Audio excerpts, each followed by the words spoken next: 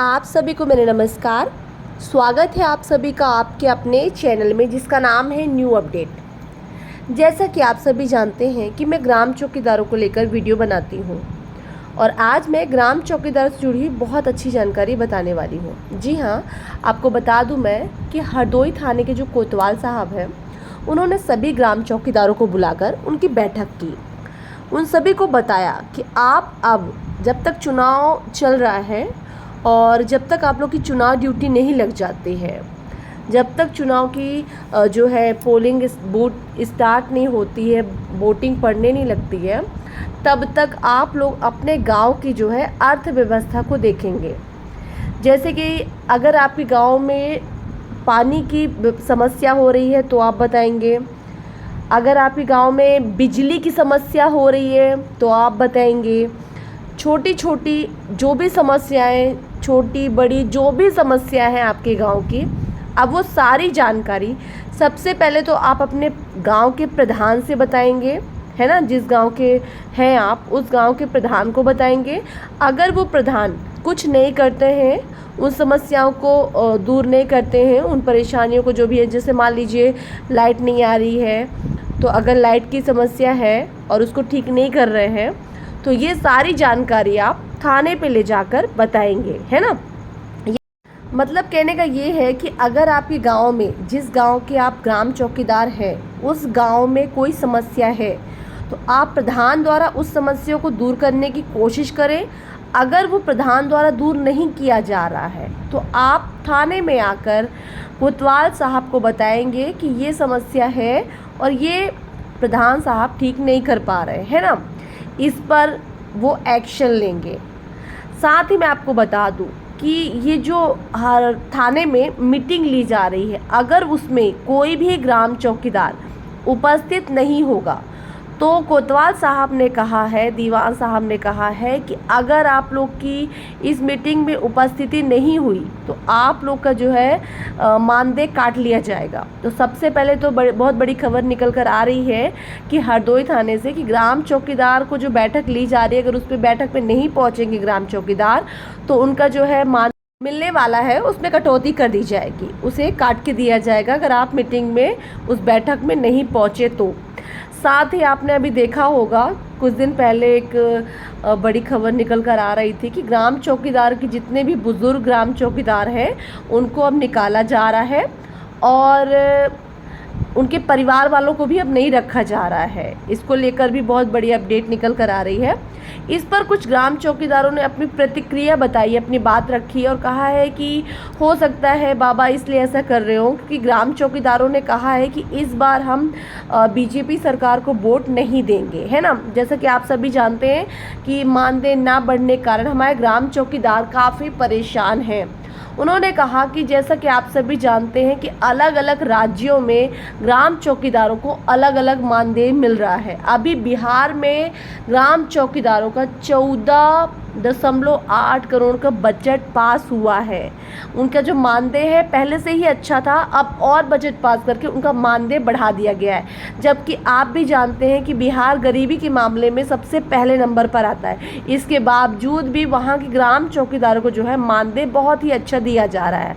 लेकिन हमारे उत्तर प्रदेश के ग्राम चौकीदारों को जो है मानदेय में कोई वृद्धि नहीं हो रही है, सिर्फ उनका काम बढ़ाया जा रहा है। उनका जो काम है वो निरंतर आगे ही बढ़ता जा रहा है। कहीं ये करना है, कहीं चुनाव ड्यूटी, कहीं स्कूल ड्यूटी, कहीं कॉलेज ड्यूटी, कहीं पेपर में ड्यूटी लगा रहे हैं, कभी ट्रैफिक में ड्यूटी लगा रहे हैं। गांव की सुरक्षा है ही, गांव की पूरी चीज़ देख ही रहे हैं। साथ ही अभी ग्राम चौकीदारों को ये भी काम दिया गया है कि आपके गांव में अगर कहीं शराब बन रही है तो उसकी भी जानकारी आपको देना है ना। तो मतलब तस्करी को भी अंजाम देने के लिए ग्राम चौकीदारों को चुना गया है। जैसा कि आप सभी जानते हैं कि ग्राम चौकीदारों का काम इतना बढ़ गया है कि वो अपने मानदेय को लेकर भी कह रहे हैं, भाई काम बढ़ा रहे हैं तो मानदेय तो बढ़ेगा। इसको लेकर हमारे ग्राम चौकीदार लगातार सरकार से बात कर रहे हैं, सीएम डीएम सभी से अपनी बात कह रहे हैं। और अब ऐसा लग रहा है कि हमारे ग्राम चौकीदारों की जो है मांग ना पूरी होने के कारण वो काफ़ी नाराज़ है और वो कह रहे हैं कि हम बीजेपी को वोट नहीं देंगे। इसके कारण हो सकता है नाराज़गी के कारण ये बड़ा फैसला निकाला गया है। ऐसा ग्राम चौकीदारों की मानसिकता कह रही है कि इतना बड़ा फैसला सरकार ने कैसे ले लिया और कैसे हमारे बुजुर्ग ग्राम चौकीदारों को निकालने की बात कर रहे हैं। यहाँ तक कि हमारे ग्राम चौकीदारों ने ये भी कहा है कि बंद कर दे, ये काम ही बंद कर दे, क्यों ग्राम चौकीदार रखे जा रहे हैं, ये नौकरी ही हटा दे सीएम को अगर इतनी दिक्कत हो रही है। इस पर हमारे ग्राम चौकीदारों से बात हुई है। तो मैंने एक चीज़ कहा है और आपसे भी कहती हूँ कि ऐसा सरकार कर नहीं सकती है, क्योंकि आप लोग को पता है कि पूरे गांव की जो देख रेख है, अगर पूरा गांव सुरक्षित है, चैन से सो रहा है, तो वो एक ग्राम चौकीदार की वजह से है जो पूरी रात जाग के पूरे गांव की गश्ती करता है। तो सरकार इतना बड़ा कदम तो नहीं उठा सकती है। मुझे नहीं लगता कि सरकार ग्राम चौकीदार का पोस्ट बंद करेगी।